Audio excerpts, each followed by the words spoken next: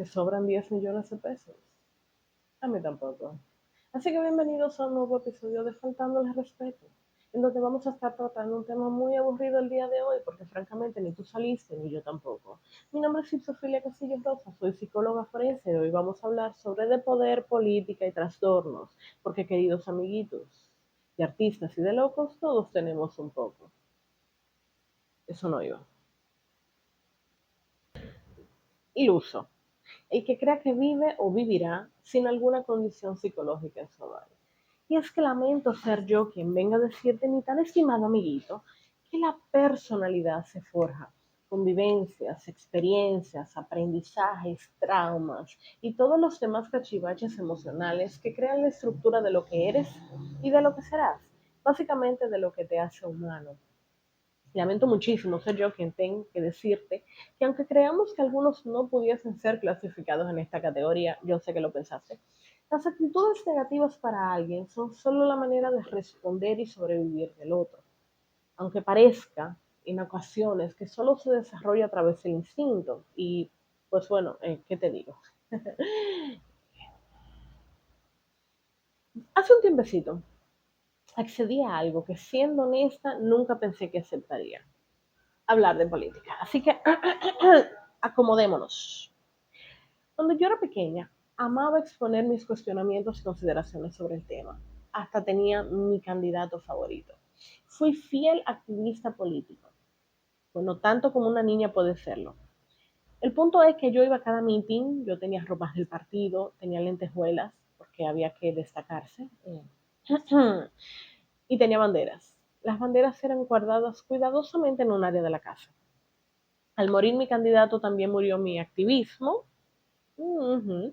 Yo analicé el poder apoyar a alguien más y en medio de la escucha activa entre pro y contras concluí que ese es el cuento de nunca acabar.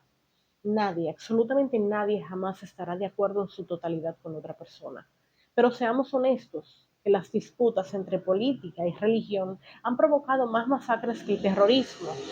Así que básicamente hablaré como redactó Freud en su respuesta a Einstein cuando éste le cuestionó sobre el porqué de la guerra, al que humildemente limitó su análisis a explayar, y cito, desde mi mejor ciencia o presunción. Así que hablemos hoy sobre instinto, aclarando que eso alude única y estructuralmente a las conductas que no son producto o resultado de un aprendizaje, sino más bien una respuesta intrínseca forjada a través de las características innatas, no reflexivas y carentes en muchos casos de estructura. Y aunque el instinto suele presentarse en animales, ah, no hay que decirlo, ¿verdad? Bueno, dicho esto, volvemos atrás. Evaluar las motivaciones antiguas de hombres de Estado, donde la demostración entre fuerza y poder era restringida a una clara demostración del recurso de la fuerza muscular, lo mollerito, en ocasiones utilizando armas como mecanismos de obtención del fin, y donde no creo encontrar una frase más certera a dicho objetivo que la tan afamada explicación de muerto el perro, se acabó la rabia. Luego, a simples y grandes rasgos, después de muchos muertos, cabe destacar, el empleo de los conocimientos y la superioridad intelectual va refinando el uso de la fuerza muscular, si pudiésemos llamarlo así. Aunque observándolo desde una perspectiva general y objetiva, el uso del conocimiento en la obtención del poder siempre marcó las pautas al recurso de la fuerza física.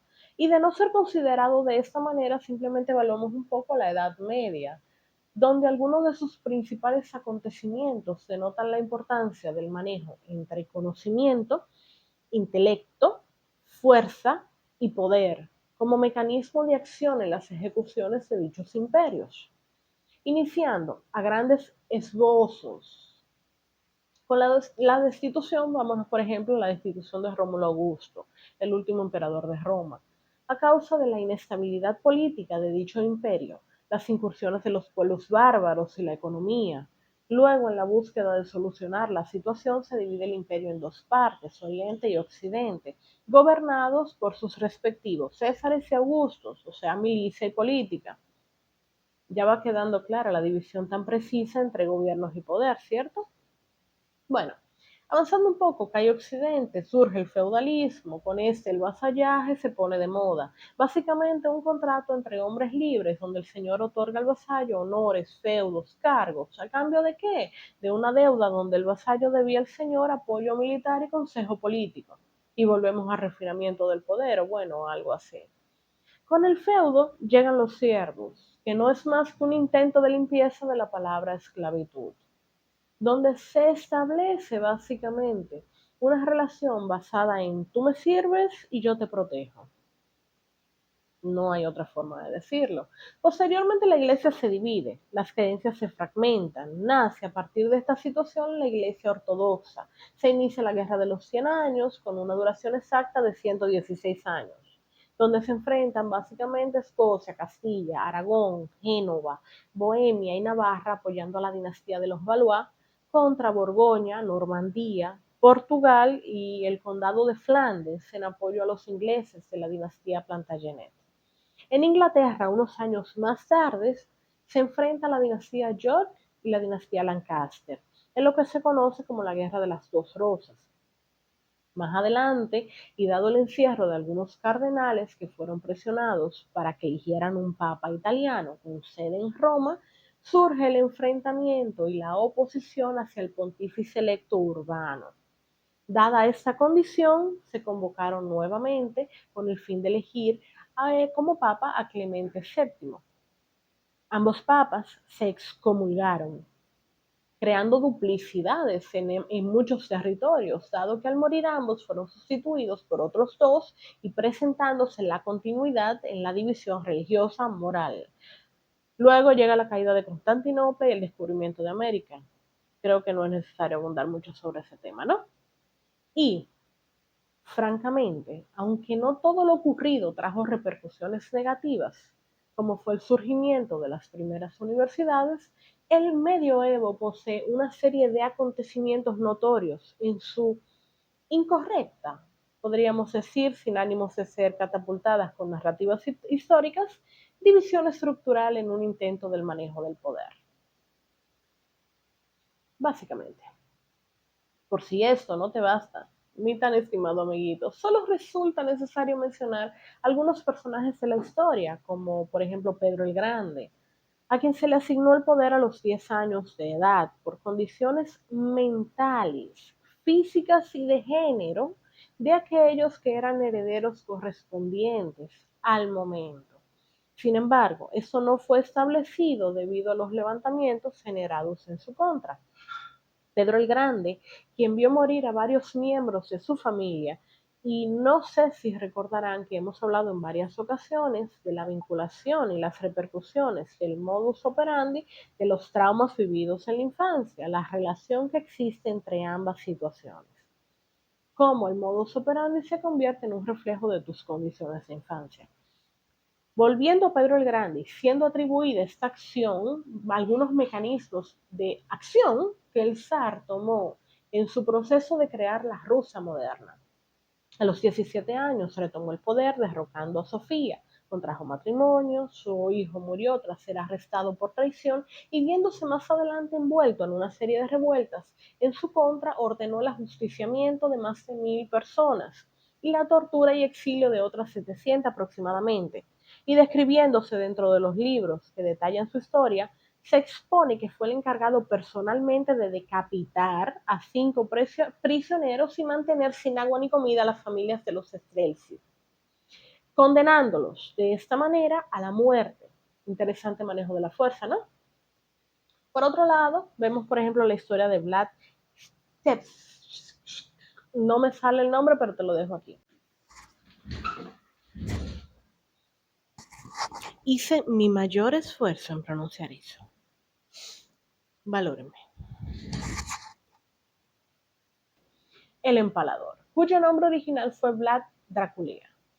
Sí, sabemos a quién te acuerdas, y cuyo nombre fue atribuido porque su padre perteneció a la orden de Drac, por lo que se le conoció como Vlad Dracul, y a su hijo como Drácula, hijo de Dracul.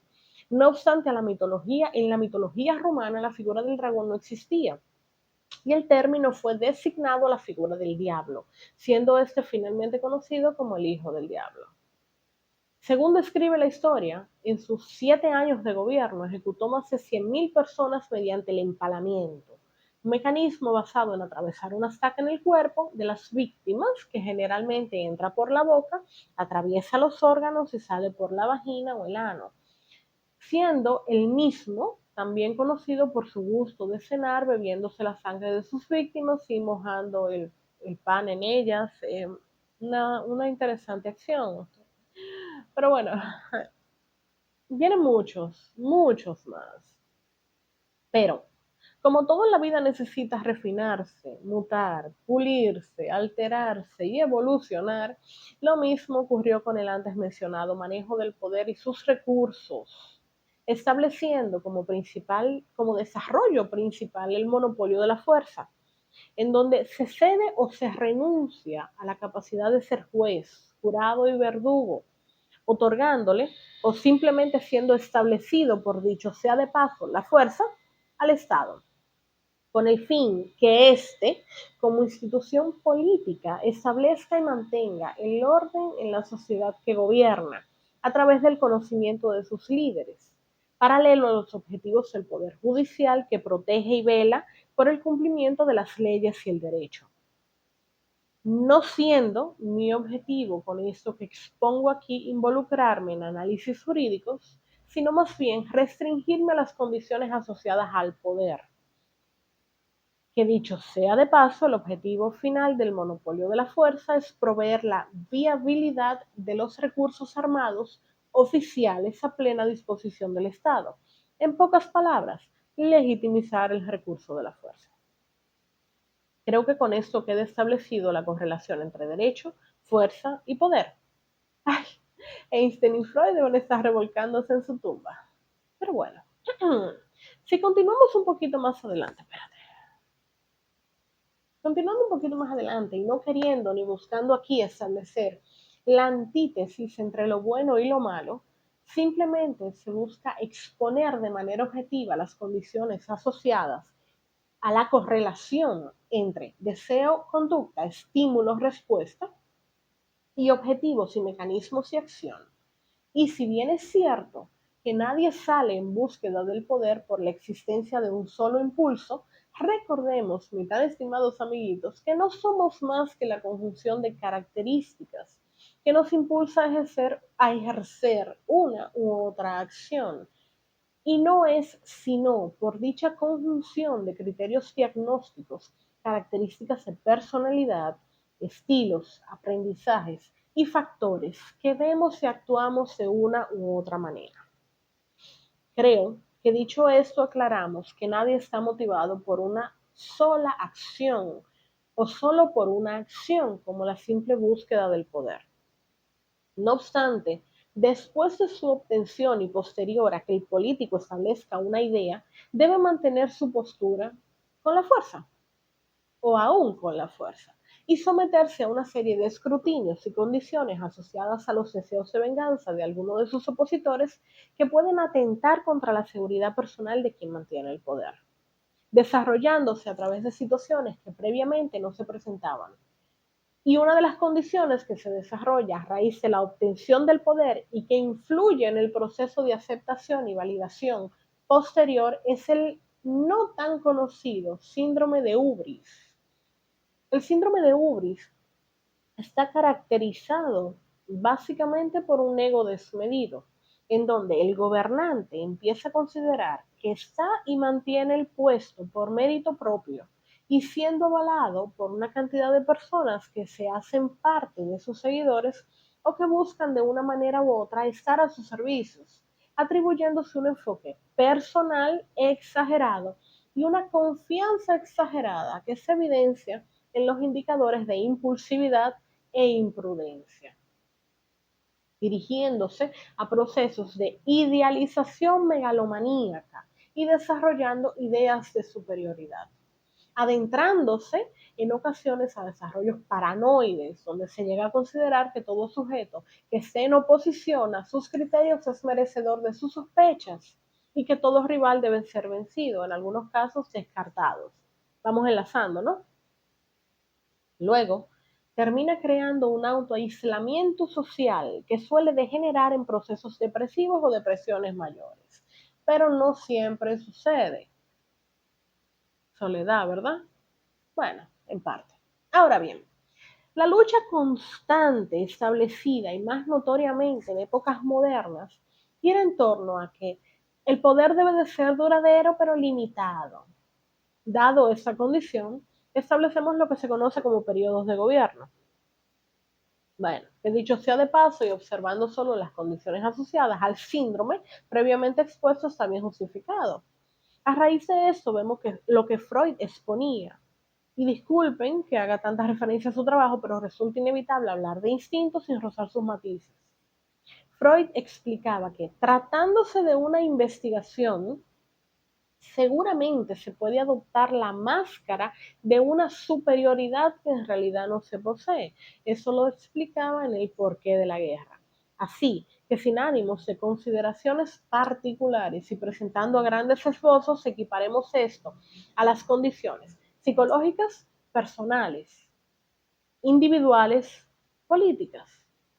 Porque al final de cuentas, el sujeto dedicado a la política no es más que un individuo con un conjunto de variables en torno a su persona que tiene como única diferenciación una búsqueda de placer diferente, encontrada muchas veces en el manejo del poder y grandes carencias del miedo. Y por miedo no me refiero solo a una respuesta biológica hacia estímulos, sino también al impulso innato de guiar a una serie de personas en base a criterios individuales, sin el temor del que dirán. Más bien, con una fuerte convicción de que sus perspectivas y tomas de decisiones establecen la correcta base de una buscada o una tan buscada igualdad o desigualdad, a según se quiera considerar el caso. Ahora, psicológica o psiquiátricamente hablando y evaluando para fines de este artículo no solo el trabajo y la labor realizada, sino más bien la fuente que ejerce el poder. Entiéndase, quién maneja el poder. Nos encontramos con una serie de condiciones que pueden llegar a presentarse. Las vinculaciones, queridos amiguitos, los dejo a consideración propia.